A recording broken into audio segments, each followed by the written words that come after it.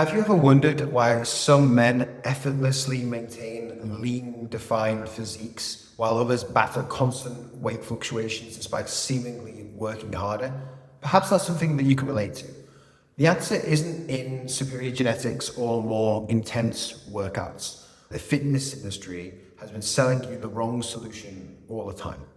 While they push extreme diets like keto, carnivore, and punishing David Goggins Navy SEAL type workouts, they've hidden the real secret.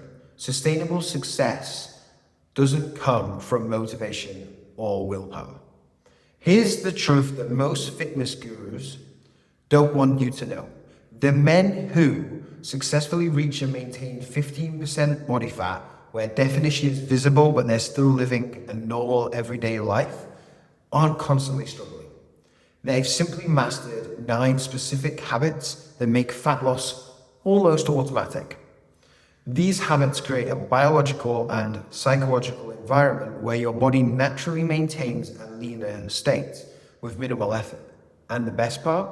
None of them require extraordinary discipline or giving up your social life or not being a present dad or not having ice cream with your kids or not going out for beers with the boys. Curious what these 9 habits are? They might surprise you.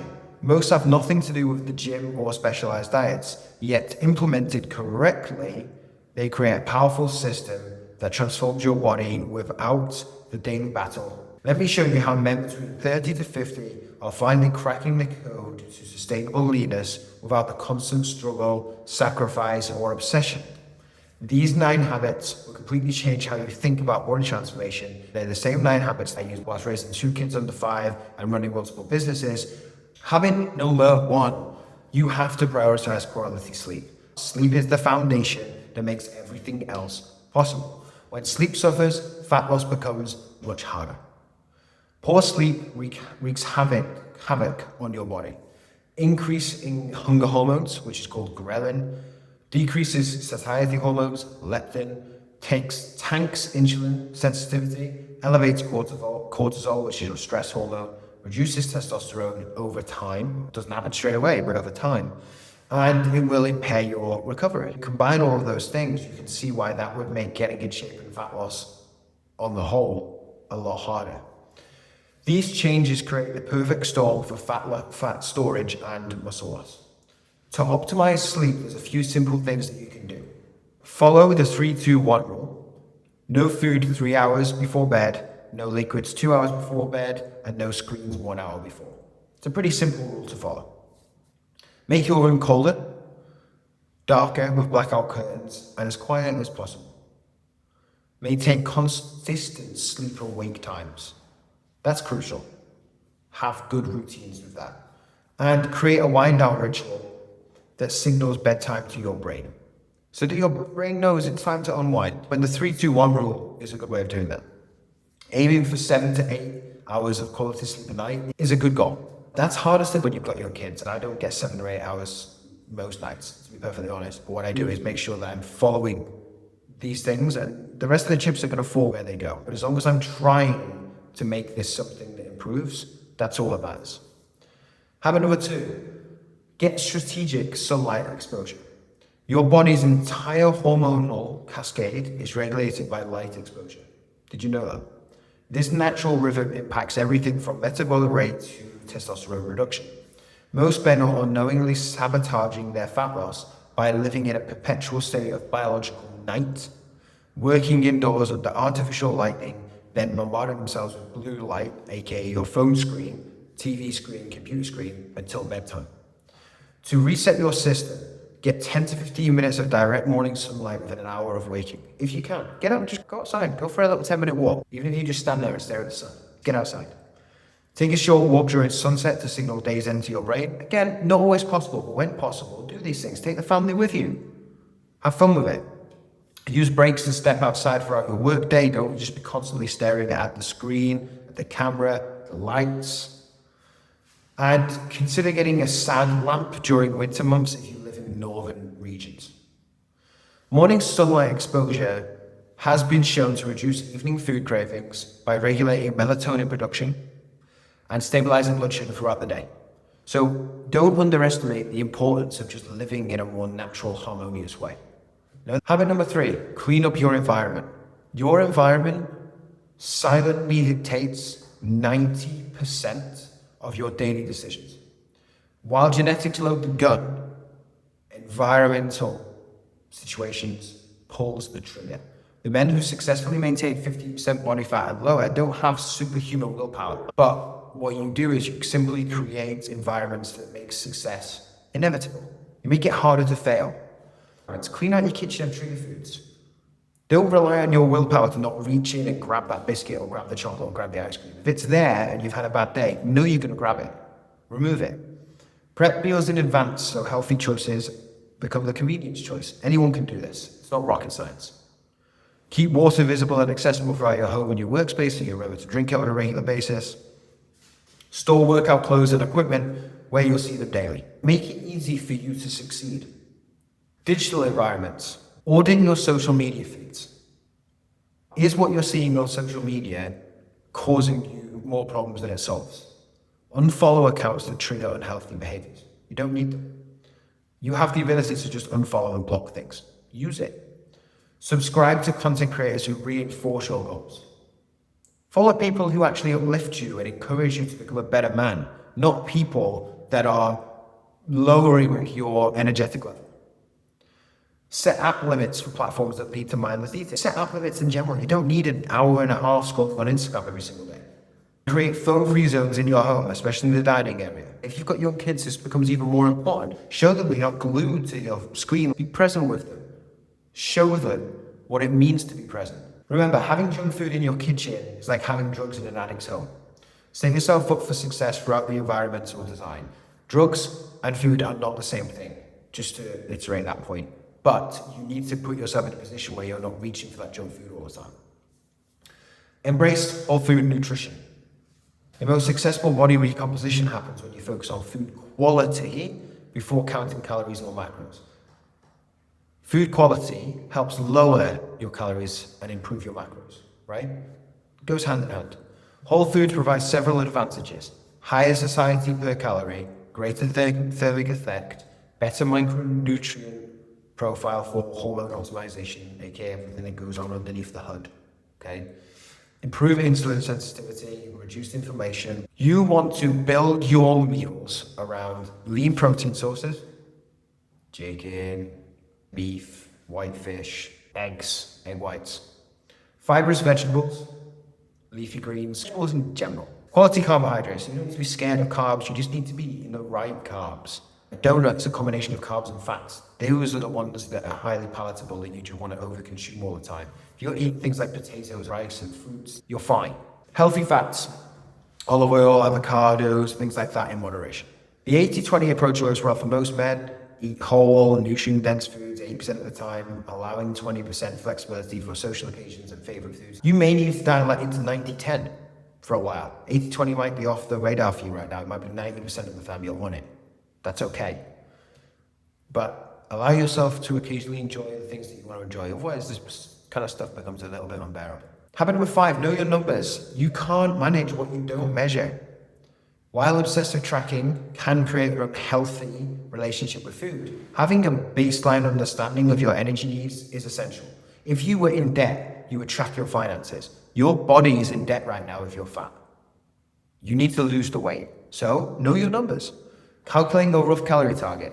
Multiply your goal weight in pounds by 12 to 14.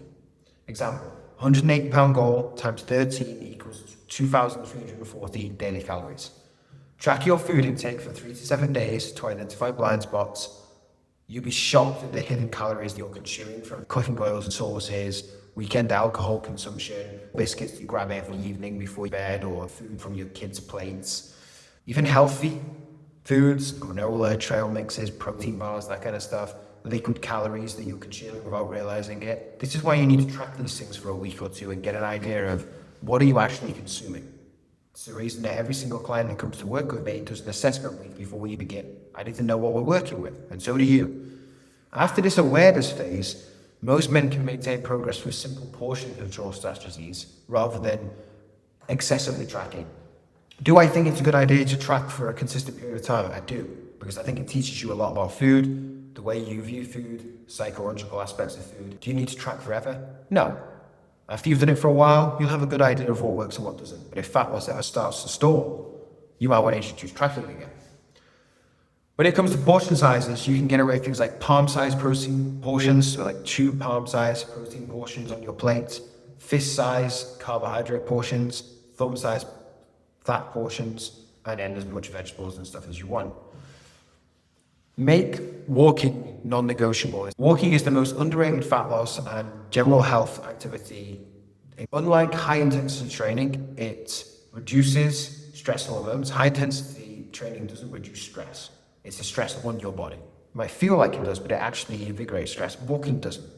Walking helps improve your insulin sensitivity. After a meal, if you get out for a walk, highly recommend it. Walking won't spike appetite like intense workouts do. If you go out for a half-hour walk, you don't come back ravenous, but if you go out for a 30-minute hard run, you might. So I'm not saying running is not good for you, by the way, but walking is a wonderful tool. Adding in 10,000 steps daily into your day roughly burns approximately 500 extra calories compared to a sedentary lifestyle, right? That's potentially 52 pounds of fat loss per year just from walking alone if your diet's on point. No matter where you're starting from, you can slowly increase the number of steps you're doing. So week 1 to 2, maybe you add 2,000 steps a day, which is about 20 minutes of walking. Week 3 to 4, you try and get another 20 minutes in, and so on and so forth. Walk as much as you possibly can. Anytime you get a chance. Take your calls for work whilst you're walking. Schedule walking meetings. Park further away from entrances at supermarkets and things if you're not in a rush. I know that sounds silly, but all this adds up. And these are just good habits to get into in general. Use the stairs instead of the elevators. Walk before breakfast or after dinner or any other time you can fit it into your day. Take the kids out for a walk every evening. Whatever works. Just get outside and move, okay? Habit 7, prioritize strength training. This is a non-negotiable.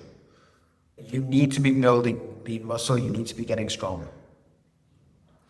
Especially for a guy over 30, strength training becomes increasingly crucial as natural testosterone begins declining by approximately 1% a year.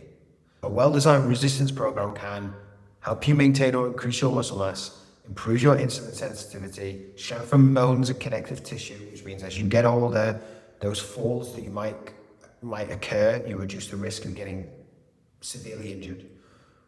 Boost your metabolic rate, which potentially means you can consume more food and still maintain your body. Improve your posture, reduce injury risk, all of that stuff.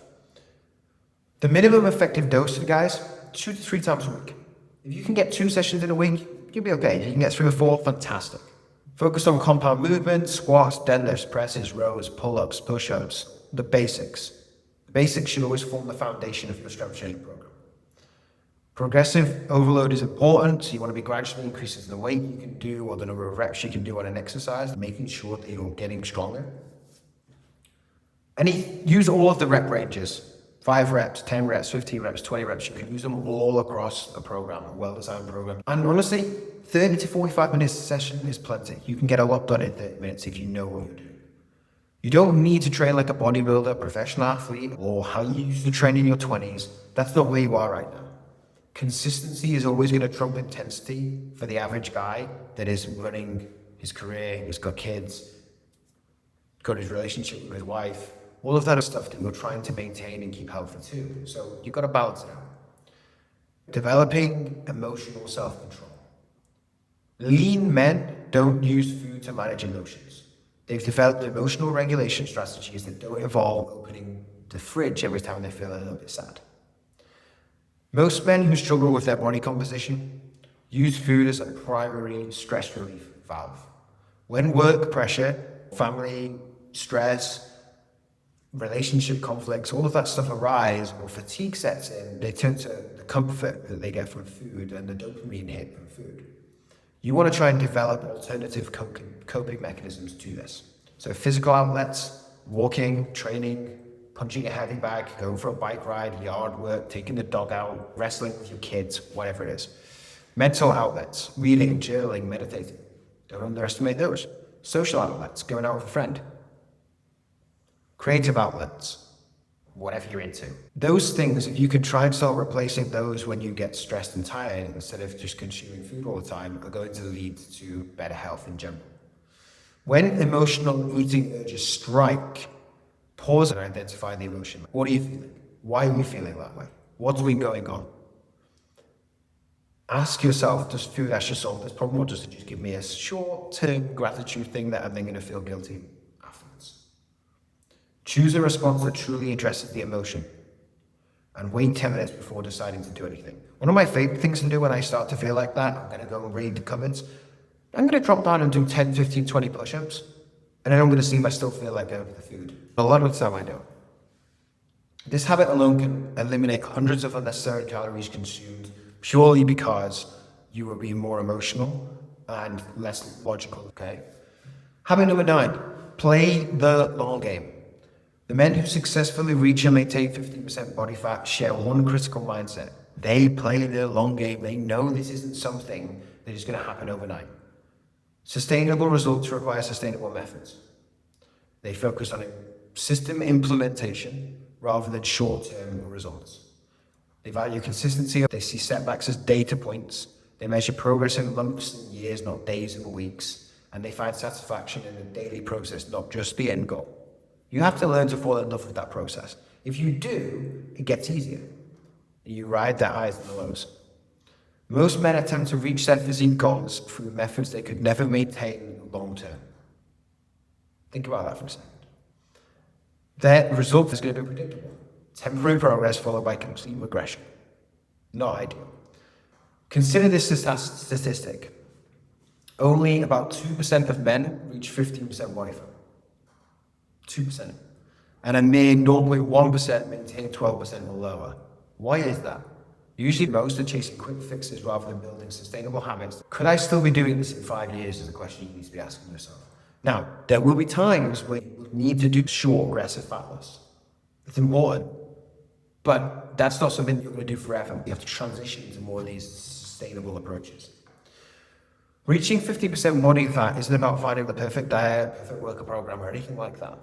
It's about building a lifestyle supported by these 9 habits that I've just shared with you. When these elements become second nature, fat loss happens as a natural consequence rather than a constant struggle. Start by implementing just one habit at a time. Master it before adding another. This gradual approach prevents the overwhelm that derails most transformation attempts. Remember that environment and habits always win against motivation and willpower. Design your life so that reaching 15% body fat becomes the path of least resistance rather than an uphill battle. The body you want is built through daily decisions, not occasional heroic efforts. Start today with one habit. Trust the process and watch as your physique gradually transforms without the struggle most men endure. Your future self, energetic, confident, is built from the habits you implement today and consistently follow through with. Now, all of that said, it's simple to understand. It's not simple to execute. So, if you feel like this is overwhelming, if you feel like you don't know where to start, you need some accountability, you need support, you need some guidance. These are the kind of things that I teach men to do in my coaching program. The link for that is in the description if you're interested. I hope you found this video useful, and hopefully you were able to start implementing some of these strategies to start dropping that body fat that is causing you so much frustration.